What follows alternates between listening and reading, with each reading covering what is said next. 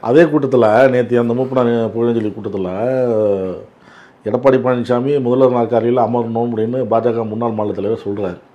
இப்போ உடனே எல்லாருமே என்ன சொல்கிறாங்க, முன்னாடி பாஜக முன்னாள் தலைவர் எப்படி பேசினார் எடப்பாடி பழனிசாமியை, ஒருமையிலலாம் பேசினார், ரொம்ப கடுமையாக விமர்சித்தார் அப்படின்னாங்க. இப்போ வந்து இப்படி பேசுகிறாரு அப்படின்லாம் சொல்கிறாங்களே.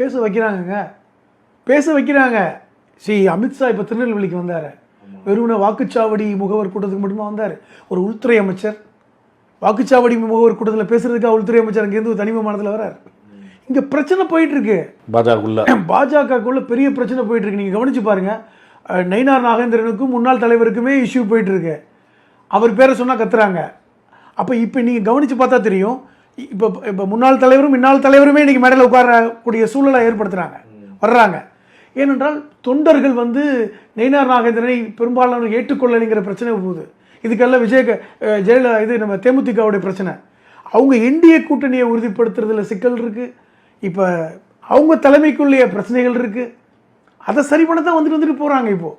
இப்போ அதனால தான் மறுபடியும் நான் சொல்கிறேன், இதெல்லாம் சரி பண்ணாமல் இவர்கள் ஒன்றும் செய்ய முடியாது. அதான் இப்போ அமித்ஷாவுக்கு பெரிய வேலையாக இருக்கிறது. அதனால தான் முதல் வேலையாக அதிமுக என்ன உத்தரவு போட்டாங்க, இனிமேல் முன்னாள் தலைவரை பற்றி யாரும் விமர்சிக்காதீங்க சொன்னார்ல, யாரும் அவரை பற்றி பேசாதீங்க. அதே உத்தரவை பாஜகவுக்கும் போட்டிருக்காங்க. இனிமேல் எடப்பாடியை பற்றி பேசக்கூடாது, அவருடைய தலைமையை பற்றி பேசக்கூடாது, அவர்தான் முதல்வர் வேட்பாளர் என்று எல்லோரும் சொல்லுங்க, திருப்பி சொல்லுங்க. ஏனென்றால் அது பிரச்சனை போயிட்டு இருக்கு. கூட்டணி ஆட்சின்னு சொல்லி குழப்பத்தை உண்டு பண்ணிட்டு இருக்கீங்க. அப்போ அந்த இடத்துக்கு நீங்கள் நகர்ந்துருக்கு. யார் எது சொன்னாலும் அமித்ஷா அந்த வார்த்தையை சொல்லணும்ல, எடப்பாடி பழனிசாமி தான் முதல்வர் வேட்பாளர் அப்படி, அப்போதான் அதானே எல்லாரும் ஏற்பாங்க.